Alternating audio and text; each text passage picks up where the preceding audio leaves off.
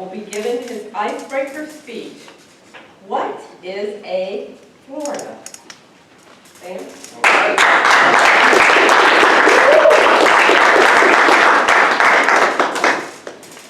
In the words of our great President James here, great morning, Toastmasters. Good morning. Who here is a native to Florida? So sorry. Who here migrated to Florida at one point in their life like I did? You get it. So you all might understand the thoughts that run through your mind when you're making the move to this great state. You natives, hopefully I can put this in perspective for you a little bit here, right? So whether you've lived in Florida for as long as 70 years or whether you've moved here a week ago, I think we can all agree that most people have some sort of preconceived notion about the moist, sticky hot box that we all reside in. I, however, had about five very odd, very specific expectations of this swampy mass of earth. Those expectations are as follows. Disney, pretty spot on. Humidity, right? Yes. Crocodiles, I know. Zero. Florida man. Who knows who Florida man Oh, is? yeah. For those of you that don't, he's a superhero. And for some unforeseen reason, quicksand. Beyond me. But before I dive into what I realize were mostly complete and utter misconceptions of this state, I'd like to lay the groundwork a little bit for why on earth I stand in front of you today, sweating through my jacket. So, I was born and raised in a suburb of Pittsburgh, PA. Go Steelers. Any Steelers fans?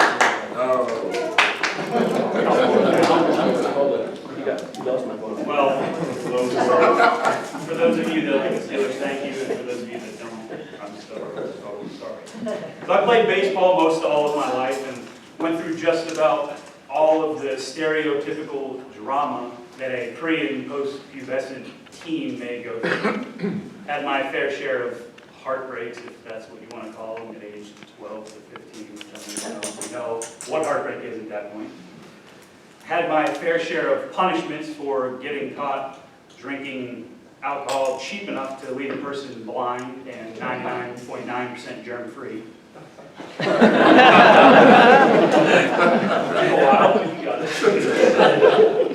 But through it all, I moved on to bigger and better things in college at Virginia Tech. No Hokies here? Anyone from Virginia? All right, good. Where I studied and I played baseball for 5 great years of my life. I used to scoff and brush it off the shoulder when people would tell me, college is the best time of your life. It turns out they really weren't kidding. It's a pretty good time. It's where I met the amazing girl that I would later ask to marry me and follow to Orlando to set up camp in her hometown.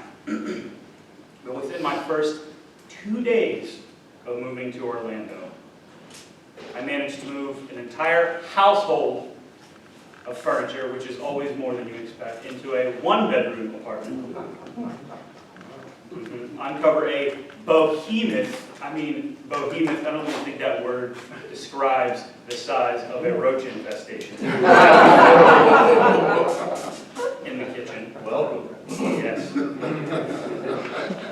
Moved that furniture out of the apartment 24 hours later into a U-Haul, drove that furniture 20 miles down south, moved that furniture out of the U-Haul, back into another apartment that I managed to find via Google Maps. Probably not the best choice, but you gotta work with what you got. So to say my expectations weren't extremely high when it comes to moving. As my time in Florida progressed, I started to realize that these expectations that I had were pretty wildly inaccurate. So it turns out Disney isn't nearly as great as Universal is. And that, of course, is my opinion, probably an unpopular opinion at that. The humidity is so much worse than I expected. You just ask my undershirt today. Supposedly, we don't even have crocodiles in Florida because we don't live in the quote-unquote tropical habitats of Africa, Asia, and Australia, according to Wikipedia, whatever that is. Florida man isn't nearly the superhero that we all deserve. He's more of a societal deviant, testing the boundaries of the social norms that we see on TV from a day-to-day basis. And finally, the quicksand that I thought I would run into quite frequently didn't end up being as big of a problem as I would have thought. So over my time here, I still look for what Florida truly is, but I really don't think I'll ever know, and I don't think I'll ever truly be a Floridian. Thank you.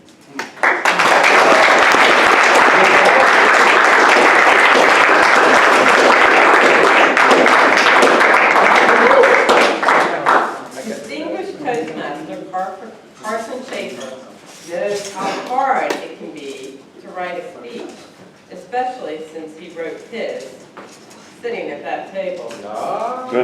After just learning he was going to be speaker number 3.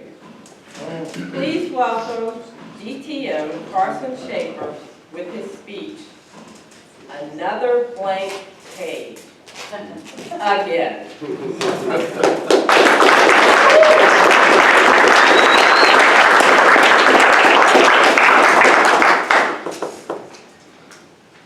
When I joined Winter Park Toastmasters, I wanted to speak in the worst way.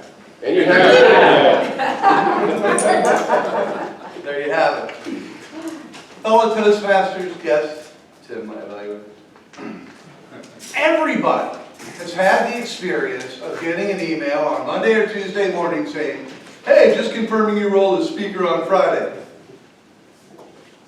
What? No, I can't speak. What am I going to speak on? I got nothing.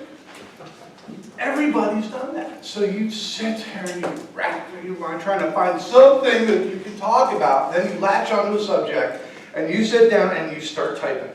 And you type, and when you're done, you've got this behemoth speech that's about 1,700 words. And then you talk to somebody and they go, "Oh man, you got to cut it in half or worse." Well, how? This page in front of you is probably the greatest speech ever written in the history of mankind, right? You're looking at it going, how do I cut? This is all good stuff. It's like cutting off pieces of your body. How do you cut this thing? It's awful. So what do? Start at the beginning. First thing is, and this is the only rule you need to know, first, make an emotional connection with your audience. Then, if you have time, tell them your speaking points. This is a speech about writing a speech given to a bunch of speakers. That's an emotional connection. I work with disabled vets. You get up and tell a military story, it's an emotional connection. If you don't have an emotional connection with the audience, everybody knows this is the goal, right? You're never, ever going to win. Because one of our old members, Dina Joseph, once said, "It's a popularity contest." And she's right, it is. The most popular speech wins every single time. So you have to make an emotional connection. If you don't, it's not going to be a popular speech. So you have to write it slowly and read it slowly, because if you want to convey emotion, you can't really convey emotion when you're talking fast, because you're just talking fast, there's all these words, and you guys are trying to figure out what I'm saying, and if you say something funny, it's 5 words ago and you're trying to listen to it. It doesn't work. If you want to convey emotion, An old line from Eddie and the Cruisers. Once I took beauty in my arms and I found her bitter and I insulted her. Or, once I took beauty in my arms and I found her bitter and I insulted her. Which one of those has emotion? You can't do emotion going fast. Take your time, let people absorb what you're trying to say. So how do you write a speech that's not 1,000,000 words? I learned it the hard way. I used to be a manufacturing engineer, and I had 100 people that worked for me on an assembly line, and they came up and said, you have to cut 50, because we put the machines in to put them out of work. Yay, nice. You want to know why I own my own business? That's one of the reasons. So I sat down and, okay, well, I don't like them, don't like them. Their wife said something rude to me at a party once. You cut out like 10 people and then you go, whoa, where's the next 40 coming from? Oh, jeez. Well, I found out later, a friend of mine said, Carson, you don't do it that way. If you can only keep one, who do you keep? Oh, I keep Mary. Okay. If you can only keep one for the people that are left, I keep Bill. And when you get to 50, you stop. If you didn't make the list, you didn't make the list. I didn't sleep for a week when I went through that.